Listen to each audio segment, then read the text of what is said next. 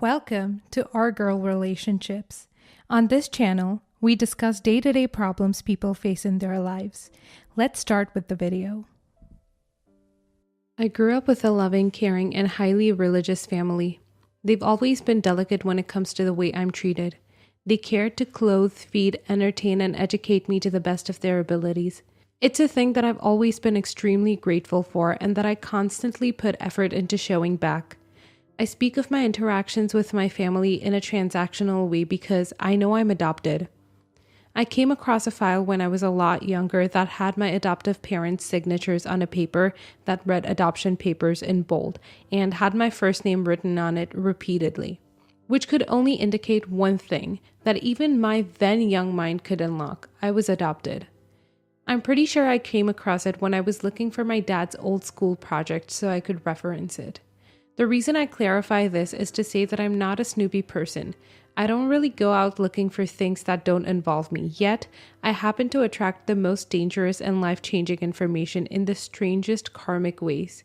Another would be a note attached to a letter I found once again when I was packing my belongings to move to college dorms. A couple weeks back, my mother had come into my room almost in tears, asking to talk about something which seemed urgent. She looked at me with the saddest expression on her face for a moment before quieting down and pacing around the room seemingly pointlessly. She hugged me, apologized for coming into my room so late in the evening, and then escorted herself outside without uttering a single word regarding what she came into my room to speak of. I noticed that before she left, something fell off the side of her pajamas. Her PJs had no pockets, so I assumed it was held by the elasticity of the pants. I meant to give it to her in the morning, as it was really late and I was already cozied up underneath my blanket. But it slipped off my mind again the next day, and I never got to look for it, nor did I give it back to my mother. Although now, I can't really tell if I wish I had remembered who it belonged to or given it back to my mother before reading it or not. I can't really know if I want to live the rest of my life knowing what the note contained, or if it would have been better if I had been left comforted by the sweet, sweet bliss of ignorance. As I mentioned, I came across the note when I was packing my things and opened it before realizing it didn't belong to me. What I found on it confused and riddled me. It was in the form of a letter, only it was a lot shorter than the average letter, and it was very old. It dated back to a few days after my birthday, as in the day I was born. It was signed by Amelia. Amelia cursed Jacob for having, and I quote, done what a devil could never do to her. She begged to be left out of Jacob's life. She prayed that the child remains as far away from her as possible, hoped the child grows up with far better morals than those of Jacob's, and she asked the Lord to keep her on the righteous path of good and religion, and she prayed to God never to see Jacob ever again. I was puzzled by what I was reading. For a moment, it felt extraordinarily surreal. It immediately drifted me back to the day I came across my adoption papers.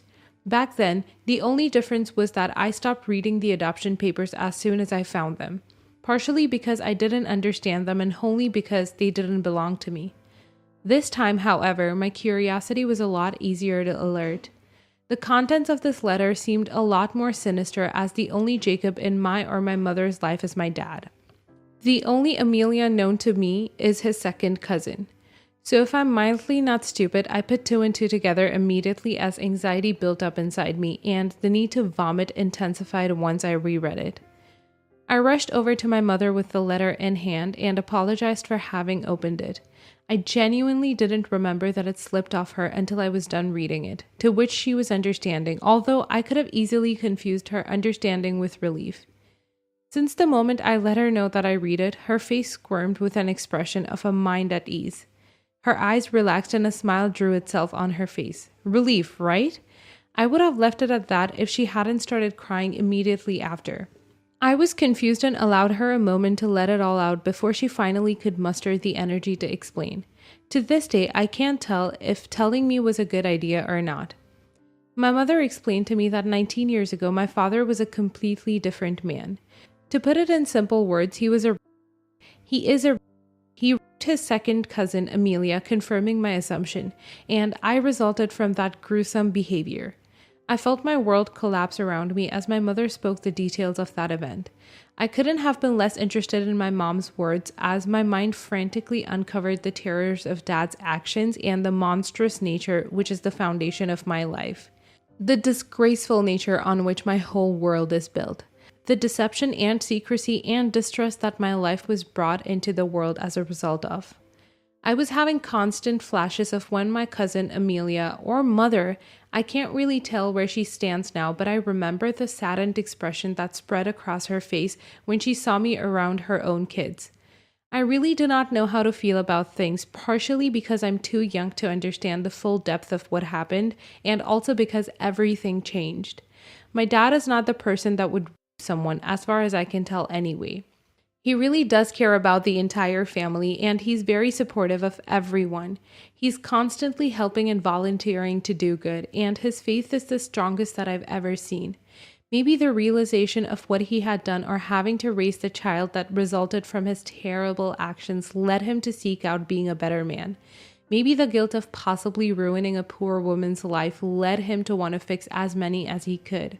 Whatever it is, it all started from something unforgivable, something which will never allow me to view him the same.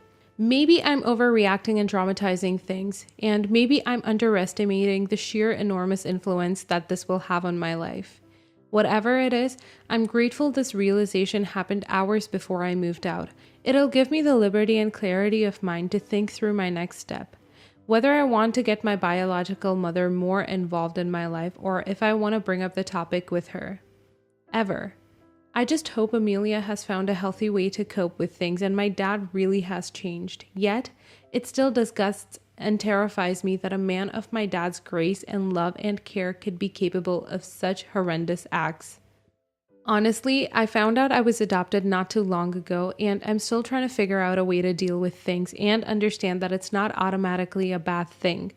The thing I'm struggling with the most is understanding that my family members aren't bad people for keeping it away from me for so long.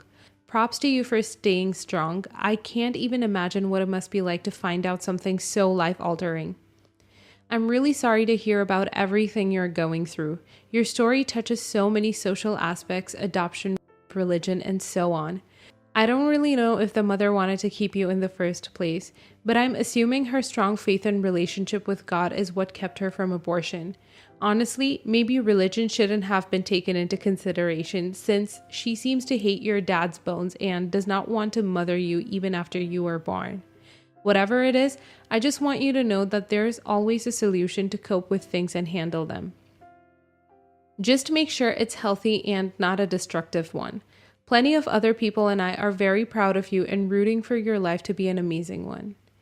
When you see how this person is a whole existing soul and the way she grew up to become a healthy adult really makes you question abortion. I guess it makes sense that if she hadn't been born, she wouldn't be dealing with all of this. But she'll come out of it stronger, better person, seeing that she has a good support system and a good upbringing. It is a double-edged sword anyway. I'm very sorry to hear your story, and I hope you're doing better by now. Stay strong, because I believe in you and believe in your ability to overcome anything. Wow, the cousin is so strong for still coming back to see you and introduce you to your biological siblings. Maybe it's because she wanted a child, and especially you, seeing that you seem like a good person and have your priorities set, but how you were brought into the world kept her from seeking a motherly relationship with you or confessing to you about what happened. Next story. I, 26 male, have been with my girlfriend, 21, for 3 months. She comes to my house at least 3 or 4 times a week. A few days ago, she came over, but asked if she could bring her sister, who's 11 years old, with her. I said that it was fine.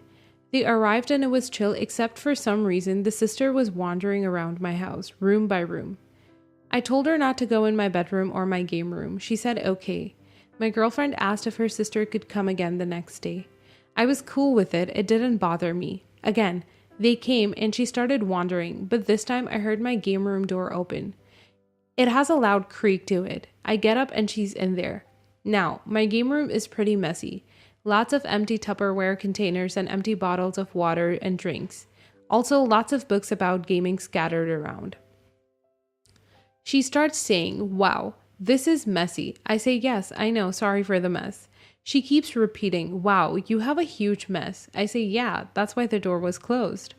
She keeps talking about how messy the room was. Now I'm getting annoyed and I'm trying to ignore her. My girlfriend tells her to stop. She keeps going and they eventually leave, but with my girlfriend scolding her and apologizing to me.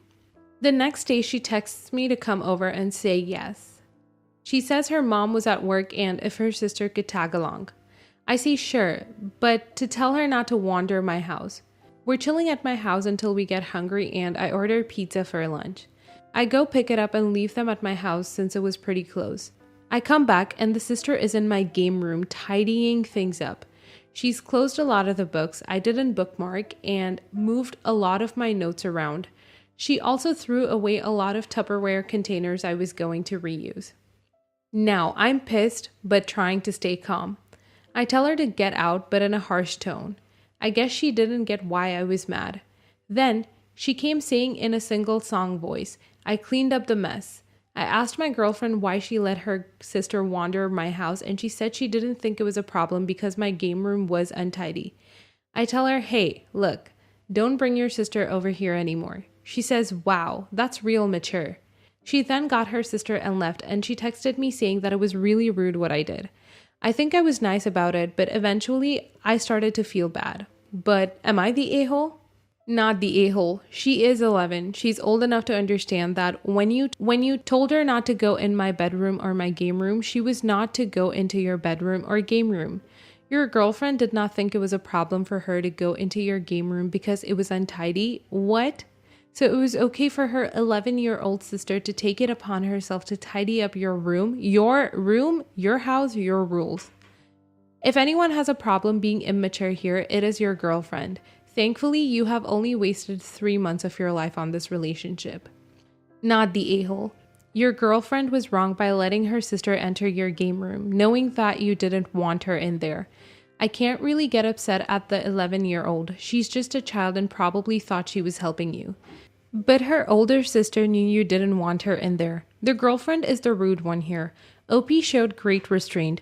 Much better than I would have if someone went messing with my craft room. Your girlfriend should have kept her sister out of your game room.